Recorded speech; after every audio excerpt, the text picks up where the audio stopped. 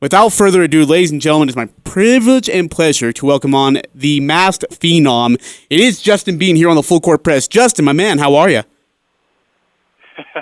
I'm doing great, Ajay. Appreciate the nickname. That's kind of growing. Do you like that? Just because when you had the mask on, it became this like phenom of sorts. It was Justin Bean was already a fan favorite, but then you put the mask on, and it was a totally different Justin Bean. You know, it's funny because after I broke my nose, I honestly just was not looking forward to looking goofy as ever, and I felt like it wasn't going to be a good situation. But you know what? I made the most of it, and the fans definitely made the most of it, so I was grateful for that. So hey, before I'm we back get in it for a little bit. So. Yeah, I was going to say, before we get into the nitty and gritty of what practice has been like in the season and such, but you broke your nose twice, didn't you? Yeah, I did. It hasn't been made public, but I did break my nose again about a month ago. So. Wait! Time out. I didn't know it was that recent. Yeah. So technically, this might be the third. I kind of lose track, honestly, because it's been a lot. But I broke it a month ago. Just when we were playing pickup, just got a bow to the face again. I'm not sure if I'm gonna have to start wearing hockey masks now. Maybe an upgrade will be good, but. Back in the mask. Just for the time being, though, I think it'll be good once school starts. I won't have to wear it. Okay, we better get away from the injury talk, because if Coach Smith is listening, he is absolutely livid with me. So I'm going to just jump away from that subject right now. Justin, you have just became, and you really, I use the word phenom, but really what you've done, you redshirted in the 17-18 season. Coach sees you and sees your skills and utilizes you. Coach Smith does in 18-19. Immediately, you start producing very quickly. In 2019-20 season, you were awesome. You were named the MVP of the Jamaica Classic. You were third-team All-Mountain West. You were the Mountain West All-Defensive Team member. Your numbers shot up in field goal percentage, in rebounds, in assists, and steals per game. What was the biggest credit that you would give to in the regards of your numbers and your production on the court from the first year to the second year? Oh, man. Well, obviously, there's a lot that went into it, to having such a great year for myself and as a team. But I think ultimately it was just that summer. Our coaches are huge into player development. That was one of the first things they told me when I got here, and when they were the new staff. And so they just said, we're going to be really big in player development. We're going to have a good summer and just make sure that we're all on the same page, getting better. And so that was huge for me, just that summer, just building myself as a player, earning their trust and their confidence from coaches to teammates. So ultimately, when I knew that they believed in me, I believed in myself. I've always believed in myself. And so this last year, it was easy for me to kind of just be able to gel with everybody and do my role and play my part and put up some points and make plays. So it was a great year for sure. What has practice been like so far? It's been great. Everyone's obviously super excited to get back. We've had, a couple team workouts so far, and while everyone's kind of adjusting to life with COVID-19, I think everyone's still just as hungry as ever. So the motivation for another Mountain West Championship is still, the goal. So that's still what everyone's looking forward to, and our attitudes have been great this last week, and it's kind of weird, though. Coaches are wearing masks and going through protocols just like we are, but everyone's just taking it one step at a time. What was the first time that you realized how good this team was, I guess, from last year's season with Sam Merrill? I mean, to win a Mountain West Conference championship is hard enough. To do it back-to-back years in the tournament is nearly impossible. Was there ever a time that you felt like, we are the best team in the Mountain West Conference, bar none? I mean, or when did that thought occur? Well, I would have to say the very first time under Coach Smith that I thought that was probably after we beat St. Mary's in Las Vegas at the MGM tournament. So that was probably our first big statement win. And I thought we all were just playing really good basketball. And then for this last, I think, with a new team, some new guys stepping into new roles, but the core was still there. And so I think LSU, that win against LSU, was really what helped us to, believe in ourselves going forward, even with a little rough patch at the start of conference. I think during the Jamaica run that we had, I think that really helped everyone just know how good we could be, even without Nemi, that first stretch there. So once all the pieces were put together, it was just a fun ride, man. We were playing great. What has Sam Merrill done for you and your game, and him as a teammate for you? He's done a lot. Overall, he's just been a great leader on the court for everybody, just telling people where they need to be. He knows the flow of the game so well. He really controls, a lot of the tempo and a lot of the game, quite frankly, for our guys and for me personally. So just watching him, having learned from him for years, there's definitely things this upcoming year and things this summer that I've already tried to kind of emulate from his game, just being a leader and how he handles himself in practice and just goes hard at every rep. So that kind of leads me to my next question. Now you are one of those leaders. You, Namish Keta, Sean Bairstow is now kind of an up-and-comer. What can you do as a leader of the team now with so many young guys and so many new kids on this squad? I think we just can't take any shortcuts. I think the younger you are, the more you kind of tend to maybe, I don't know, you're new to the program. You don't have as much expected from you, not as big expectations. So I think moving forward, there's got to be, a level of accountability for the whole team, but certainly for those leaders, that you mentioned, the guys that are coming back that have been through this whole ride before and know what to expect. So we have to be that, that leader and that example for those guys coming in, and also just for each other, just to make sure that we're setting the tone for practice and lifts and just everything that accompanies that. Who are you most excited to see come out onto the court out of the young guys? Oh, man.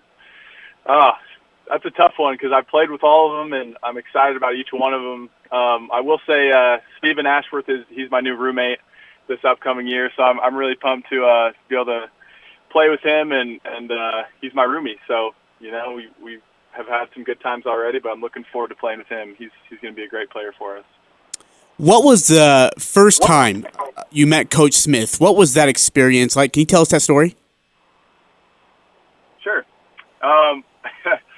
Let's see. The very first time I met him was when we had a team meeting a couple years ago. He came in and, he struck me. It really impressed me what he did because he didn't come in there and just lay down the hammer. He came in there and was just kind of joking with us. And I can't remember specifically what he was joking about, but he just, he was just himself. He was super friendly, just super kind to everybody, but he also just said, we're here to work. And that's probably the biggest thing that I've appreciated from him is just that it's kind of a no-nonsense attitude. Like, he expects everything from you. He expects you to give it your all, but he does everything in his power to help you get there, And so for me personally, he's helped me become a better player. And as a team, it all starts with him. So the energy's always high with him, but not a lot of people get to see, the side of him that jokes around and is pretty mellow and just that kind of. So, it's been great knowing him. With Sam now being gone, obviously, when you guys were in your offensive scoring droughts, especially in the Mountain West tournament, it was Sam Merrill to turn it on and get it going. Without Sam now, is there a guy you have on this squad that can do what he was able to do on the scoring end of things? Well, the great thing about Sam is, like you said, he's a really unselfish player, but when we need him to get a bucket, he can do so, at will, it seems. And so the great thing about this team this year, I think, is that, we have a lot of guys that have had great summers, and it's shown so far in the last few weeks of workouts. So I think anyone can be able to turn it on. Everyone's confident in themselves, and ultimately we're confident in each other. And so whoever that guy needs to be, I'm confident that there are multiple guys that can step up and knock down shots. And I'm really excited just for the Aggie fans to see kind of different sides of players, and myself included, just to see how our games have developed. We don't know if we'll have an Aggie Madness, but if we do and there's a dunk contest involved, who's your winner? I'm never going to bet against anyone but myself, so I would have to say me. But Sean Bairstow obviously is a front runner, I'd imagine. But I'm looking for some revenge. So we both got a title under our belt. So if we get to do that, then I'd like to. So what's the intro song going to be from you this year? I mean, last year's I Believe I Can Fly. What's it going to be this year? It's funny because I actually sang that song when I was about 8 or 9 years old. My family did like a little demo CD. We made a CD, and I have the tape. I don't know if I'm ready to reveal that yet. I don't know if people are ready for that, but it's that's where I got that inspiration from that song. So I'm gonna have to dig deep, do some soul searching, and hopefully finish the dunk afterwards. But yeah, I'm gonna be looking for some good ones. If you have any suggestions, shoot them my way, man. Oh, I've got a ton of them. Like Taylor Swift version songs, I'd love to hear from you. Oh. No, I'm just kidding. Hey, oh, really? I'm not joking. Hey, correct me if I'm wrong, but your dad was a pretty successful basketball player as well, if I'm not mistaken. What has his presence been like, and his father, I guess, a father mentorship part, and his support been like for you? Oh man, well, it's been huge. Honestly, he's the one that really got all my siblings playing basketball, and at the end of the day, just the leadership that he's had in my life, and just the influence that he's had just beyond basketball has really helped me to be successful just in my basketball career, if that makes sense. And so, but yeah, he always told me, whenever you sign up for this, it's a big deal. It's a lot of commitment. So he helped me just be aware of the time that it takes to play college basketball, in schooling and everything, just what it's going to take. And then once I decided to do it, he and my mom obviously have both just been super supportive and have always believed in me, when not a lot of other people did. So I'll always be grateful to them and super happy that they're in my corner. So. Your dad in his prime versus you in your prime, who wins one-on-one? You have to ask him that. I think he'd probably say myself. I'd have to agree. Although I don't have the short shorts, so there might be some special abilities with the short shorts of the Bengals. I know it's the Bengals, but hey, I Justin, don't know. I'd probably have to say me. Do you guys expect to have a season this year? What are you guys hearing about that, and where do things stand? I think the biggest thing we've all heard is that things change every day, and it's true. I bet the coaches have probably been asked 1,000 times from us what's going on, and not a lot of answers yet that have been revealed, but we're hoping that this winter that we're going to get some fans in those seats, and I know we'd all like it that way, but again, it's whatever's best for the safety of our players, fans, coaches around the country. So we honestly aren't too sure what's going to happen, but we are excited to get our whole team back, and before school, and just try and make some noise. With COVID-19 interrupting abruptly the NCAA tournament, is there a sense of unfinished business for you guys that return? Yeah, I think so. Absolutely. Again, our goal this year, we've already talked about it amongst the guys, the teammates, and we're hoping to not just win a Mountain West championship, but go to Indianapolis and make some noise in the Final Four. If COVID allows that to happen, then that's the goal. So that's what's always been really impressive to me about this team, is just the goals that we set, for each other. So we dream big. We have big goals and aspirations, and I think that definitely affects our day-to-day attitudes and practice and just how we live our lives. So we're pumped for whatever's coming. Justin, you and Neemias Queta are assumed as one of the top tandems in the front court in regards to power forward and centered in the entire country. What has it been like to play alongside Neemias Queta? I love playing with Neemias, and I'm really glad that he was able to be healthy and play with us and help us, propel us to that Mountain West championship run.